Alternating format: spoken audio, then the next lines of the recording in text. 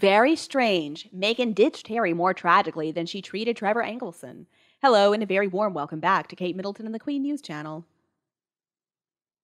As we all know, Meghan divorced her ex-husband Trevor by sending the rings back in an envelope. But recently, it looks like history is repeating itself, and Meghan's next victim is, of course, Harry, the prince who betrayed his own family because Meghan told him to, and now he has to live in exile in the U.S.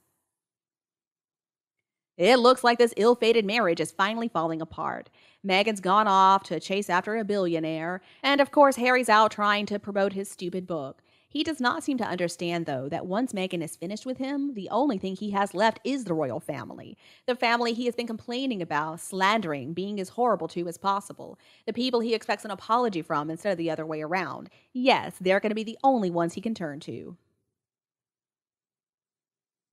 Now, if Meghan Markle kicks into the curb, then what in the world is he going to do? How is he going to come back to the UK? Can he come back? Can he be welcomed by the family and the public like nothing ever happened? Will it be forgotten how miserable he made his grandparents' last days on Earth, the very days that should have been some of the best in their lives? I mean, what will private family gatherings be like? And the army also feels betrayed, so it's not like he can go to them. What in the world is he going to do? What is he going to do with himself since he's mistrusted by everyone and despised too? Is he going to go to Africa? Will he stay in America? I mean, seriously, what choices does he have? His family is long lived, and the years stretch decades into the future, but he can't keep on as he is. He really has wasted his life. Meghan and Harry should really just disappear somewhere and go count their ill-gotten gains, but unfortunately, I don't think that's ever going to happen. One thing we can be fairly certain of, though, the UK is never going to welcome the two of them ever again. And also, maybe they can return some of the money back that was spent on their farce of a pantomime wedding. Through their own words and behavior laid out for everybody to see, both Meghan and Harry have made themselves appear to be vindictive, malicious, and not very intelligent either. They cannot try to blame it on the tabloids. I mean, they have done this to themselves for everyone to see. Of course, they have no shame, so maybe it's that the universal ridicule just doesn't bother them, but it should. So honestly, folks, I don't know where they can go from here. Clearly, they're not very good at being content creators. Just look at what they've produced with their Archetype series, Spare, and the Netflix productions. It's obvious that the only things they have to offer the world are spite and vindictiveness. And as for their humanitarianism, well, their foundation is a total disgrace. The pitiful amount of money that was actually directed toward actual charity did not compare to the money that went directly into their pockets. And the only way that Meghan is going to make any kind of transformation is if something is going to benefit her and her alone. Now, the coronation for King Charles is coming up, so of course Meghan is suddenly willing to change her tune, or so she wants us to think. But I don't believe that for a second. Could it be that the king has negotiated a truce of some type? See, I don't think that King Charles is just going to say everything that Meghan and Harry has done is water under the bridge at this point. Another possibility is Meghan has already got her next victim in her web, and so maybe she's made some kind of deal to let Harry go free. It wouldn't surprise me to see Harry come to the coronation, but to see Meghan there, I would be pretty shocked. If Harry comes to the coronation without Meghan, then I think we can assume that permanent separation is coming and a deal was struck. Harry could be accepted back into the family by his father, but I don't think either of them will get any kind of public role again. And I don't think the country would accept it even if the king tried to make it happen. Their plan to destroy the royal family's reputation has backfired miserably, so any apologies they try to make at this point are going to be seen to be insincere because they are insincere. Harry is so eaten up with resentment and anger against his own family, and that hasn't gone away, and I'm afraid it's only going to come back in the future. The two of them have demonstrated time and time again that they cannot be trusted. So if the royal family invites them, well, it's at their own risk. I mean, if Harry's greeted like the prodigal son, then I think that's a huge mistake. Meghan and Harry can try to pretend to be nice people all they want. We know they're just wanting something. I'm guessing they're wanting more money from Charles. They just want to come to the coronation, have all the royals speak with them. Oh, see, we're so loved and we've been welcomed back in the UK. But all of that is going to be for Netflix.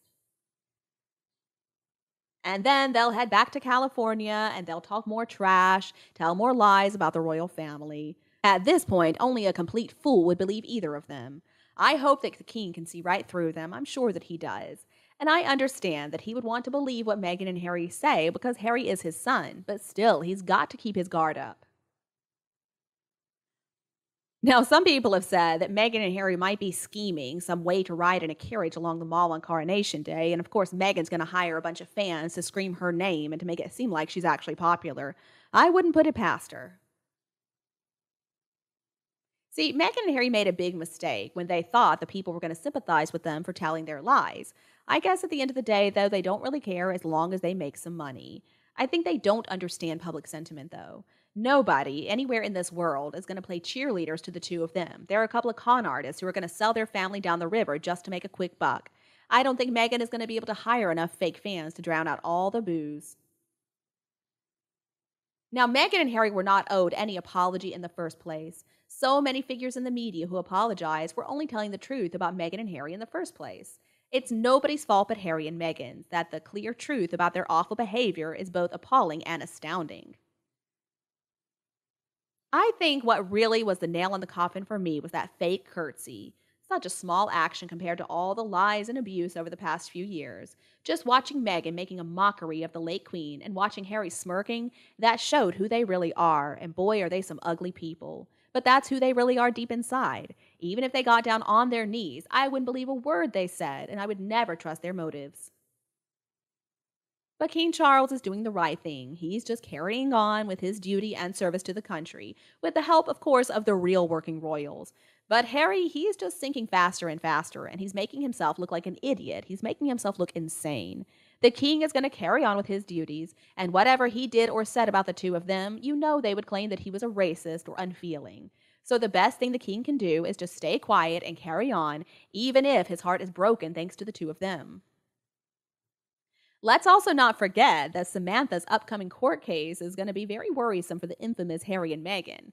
I think it's very concerning for them now that the U.S. judge is a lot harsher than the British judges have been. See, the U.S. judge has already given Samantha's case the green light. It will proceed. And I don't think that most people in the U.S. are surprised by that, but I think they might have been. I mean, Harry especially has gotten away from the mayhem that he caused in the UK as a prince of the realm. He was protected, he was sheltered by his family his entire life by the people he claims threw him under the bus. But in America, Harry's figuring out what it's like to be just plain old Harry. And so, of course, now he's wanting to go back. He wants to be a protected royal once again. See, what I think is happening is this. Meghan and Harry believe that by claiming they want back in, they think it's going to show that they never meant any harm, and that Samantha is going to drop the lawsuit. But I don't think that's going to happen at all. It seems to me like Samantha is pretty bound and determined to have her day in court. And you, what do you think about them? Please let us know your opinion below in the comments section, and we can also discuss Harry and Meghan. If you think my video is useful, don't forget to like and share it with your friends and relatives who would love it anytime you want. And don't be afraid to subscribe to Kate Middleton and the Queen News channel to get more updates in the future. Now, thank you so much for watching. Have a lovely day, and I'll be back to see you in the next videos.